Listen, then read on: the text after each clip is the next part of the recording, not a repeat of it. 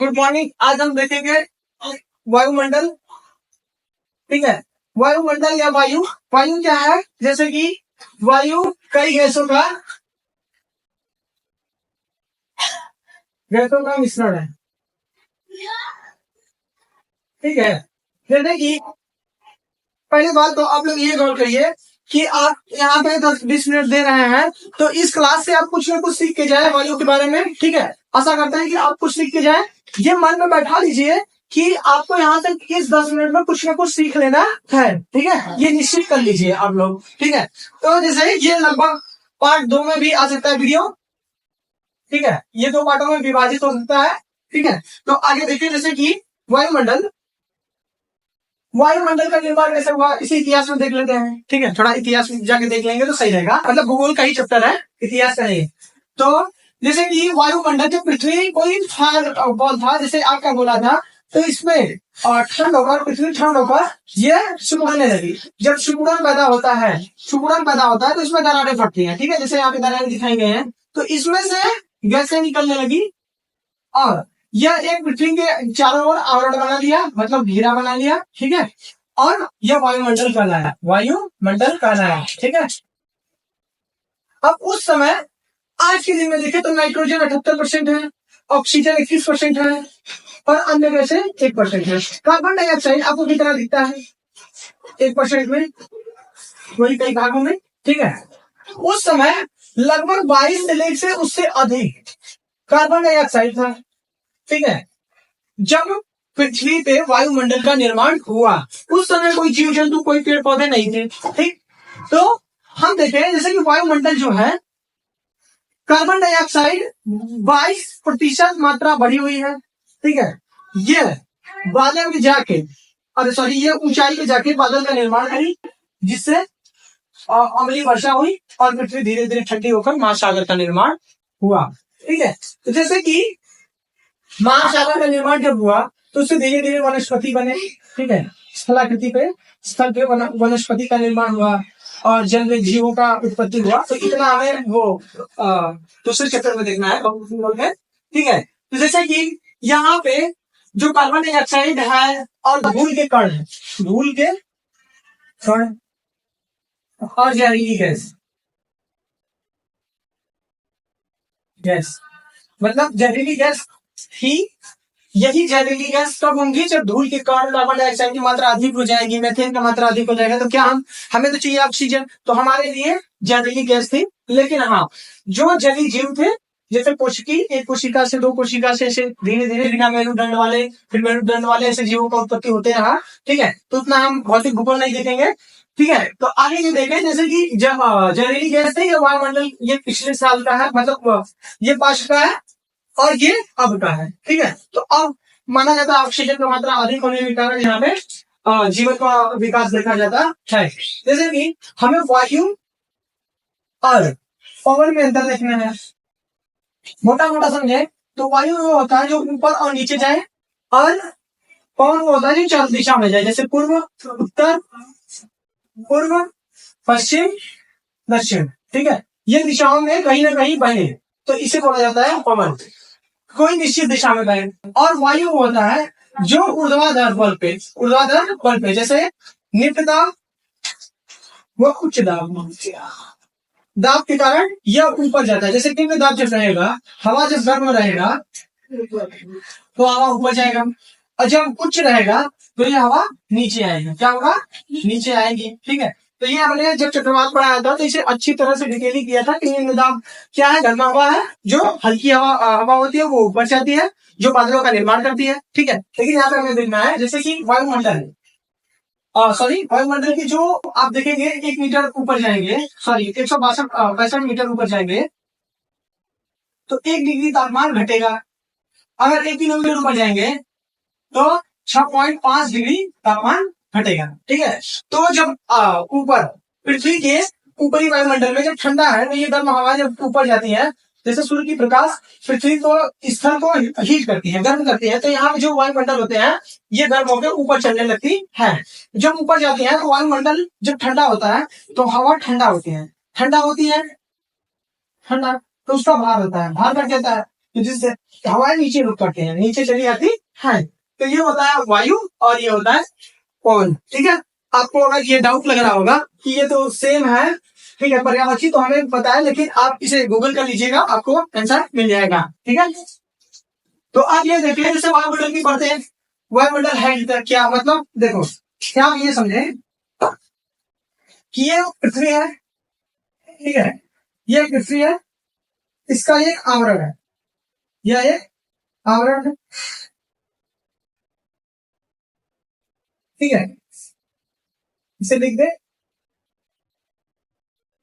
पृथ्वी, ठीक है, और वायुमंडल, वायुमंडल। तो ये जो वायुमंडल बना, ठीक है, तो इसको कई परतों में बांट दिया गया है, ठीक है, ऐसे ऐसे कई परतों में, जैसे कि 5 परतों में बांट दिया गया। जैसे पहला छोक मंडल, संलाप मंडल, मध्य मंडल, आयन मंडल और ब्रह्मंडल। ठीक है, तो इसमें विभिन्न प्रकार की वो एक्टिविटियां होती रहती है। जैसे कि आप छोक मंडल में देखेंगे तो सभी जीव जंतु रहते हैं, जीव जंतु, ठीक है, जहाज रहते हैं, बादलों का निर्माण होता है, मेघों का वर्षा होता है, मेघ, ठीक है, यानी बादल, तो ये वर्षा करते हैं, तो ये शोक मंडल में रहता है, ये लगभग 12 किलोमीटर तक रहता है। ठीक है, तो समताप मंडल है, ठीक है, समताप मंडल में ये 12 से 50 किलोमीटर है, आप देख सकते हैं। ठीक है, तो ये इसमें आपको ज्यादा विशेष कार्य नहीं दिखता है। हाँ, कुछ अंतरराष्ट्रीय विमानें होती है, जो अंतरराष्ट्रीय हवाएं होती है उसे बहुत ऊपर जाके उड़ना पड़ता है। ठीक है, वो समताप मंडल में लगभग लगभग जाती है। और जो मध्य मंडल होता है, ठीक है, तो उसमें उनका पिंड होता है। और आयन मंडल, मध्य मंडल और आयन मंडल के बीच, मध्य मंडल और आयन मंडल के बीच यहाँ पे आपको ओजोन परत दिखे। ओजोन परत क्या करती है, सूर्य की पराबैंगनी किरण या हानिकारक, हानिकारक आपको क्या समझिए मोटा मोटा कि हानिकारक किरणों को नहीं आने देते। ठीक है, पराबैंगनी किरण, ठीक है, इसे आप उसमें पढ़ेंगे ग्रीन हाउस वाले में इफेक्ट में, तो उसमें आपको दिखाया जाएगा कि सीएफसी गैस को नहीं आने देता, वो होता है। ठीक है, तो ये और ये आपको जो दिख रहा है, ये पृथ्वी की चुंबकीय क्षेत्र है, ये पृथ्वी है, उसकी चुंबकीय क्षेत्र होती है। क्यों होती है वो हमने पढ़ा था पृथ्वी के आंतरिक संरचना में, कि जो यह बाह्य क्रोड होता है, ये अंदर वाला क्रोड, ये जो रेड वाला है, और ये वाला भाग ये बाह्य क्रोड है। पृथ्वी अगर इस डायरेक्शन में घूम रही है तो बाह्य क्रोड इस डायरेक्शन में घूमता है, जिसके कारण चुंबकीय क्षेत्र बनता है। तो ये हमें दिखता है यहाँ पे, ठीक है, आयन मंडल में। और ब्रह्म मंडल है, जैसे में आपको फिटिंग उपग्रह देखने को मिलेगा। ठीक, आशा करते हैं वो समझ में आया होगा। इसे अगर आप वायुमंडल की परतों को अच्छे से देखना चाहते हैं तो नेक्स्ट वीडियो में हम कवर कर देंगे। ठीक है, कमेंट करिएगा। टॉपिक है पवन के प्रकार, इसीलिए हम थोड़ा स्पीड में इसे बताते जाए, उसे एकदम अच्छे से समझेंगे। ठीक है, हाँ देखिए, हवाएं कितने प्रकार की होती है, हवाएं 4 प्रकार की होती है मोटा मोटा। हवा जो शुद्ध हवा होता है, जो प्रदूषण मुक्त होता है, प्रदूषण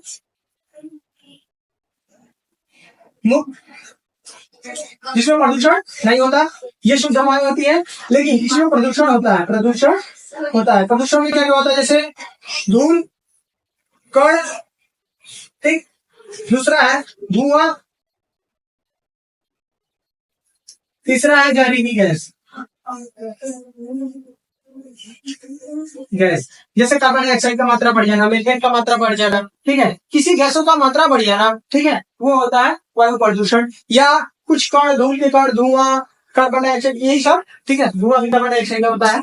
तो यही सब की मात्रा बढ़ जाने के कारण ये सहयोगी गैसें कहलाती हैं, सहयोगी हवाएं, हवाएं। ठीक है, आप ये देखें नम हवाएं और शुष्क हवाएं।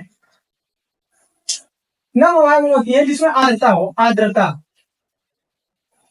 आर्द्रता क्या होता है, जैसे कि कोई हवा में वाष्प, जल का होना, जल का होना, कोई एक हवा है, थोड़ा सा हवा, उसमें जल होना चाहिए। जैसे कि नम होता है, जैसे हमारे शर्ट में अगर थोड़ा पानी गीला हो जाए शर्ट, उसे नमी शर्ट कहेंगे। तो वैसे ही हवा में अगर पानी रहेगा तो उसे आर्द्रता कहा जाता है। हालांकि उसमें तापमान भी होना चाहिए, ठीक है, तो जरूरी नहीं है।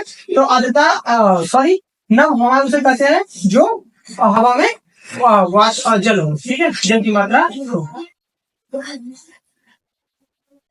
शुष्क हवाएं जो गर्म हवाएं होती है, जिसमें आर्द्रता नहीं होती, आर्द्रता नहीं होगी। अब गर्म हवाएं होंगी तो उसमें जल तो नहीं रहेगा, ठीक है। तो आगे देखें, जैसे अब टॉपिक ये है जो हमें पढ़ना है, ठीक है। मेन टॉपिक ये है, जैसे कि पानी के प्रकार। हमारे क्लास 7 में लगभग इतना ये टॉपिक है, ठीक है। ये क्लास 7 का, आगे ये आपको अलग से मिलता है, ठीक है। कुछ है ये आवधिक पवने, तो ये आपको डिटेलिंग नहीं पढ़ना है, लेकिन हाँ हाल मानसून में पढ़ना है। जैसे कि आवधिक पवने मानसूनी पवने होती है जो बादलों को लाती है, क्या करती है, बादलों को लाती है, ठीक है। जैसे भारत में 21 जून को प्रति वर्ष एक समय काल पे, निश्चित समय काल पे क्या होता है, निश्चित समय काल पे वर्षा होना, वर्षा होना, ये होता है आवधिक पवने, ठीक है। अवधिक मतलब अवधिक मतलब समय, ठीक है।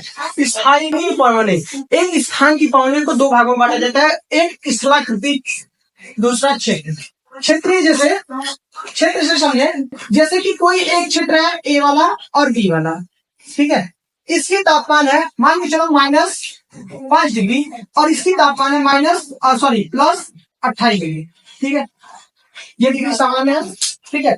मान के चलो कोई हवा जिसकी तापमान 10 डिग्री तापमान है, वह इस क्षेत्र में जाएगा, ठीक है। इस क्षेत्र में जाएगा तो 5 डिग्री तापमान, जहां पे बर्फ है, 0 डिग्री तापमान के कम होने के कारण यहाँ पे बर्फ गिरता है, ठीक है। तो ये 5 डिग्री पहुंच चुका है, तो ये हवाएं उन्हें गर्म लगेगा। क्यों लगेगा, क्योंकि उस हवा का टेम्परेचर इस स्थान से अधिक है, ठीक है।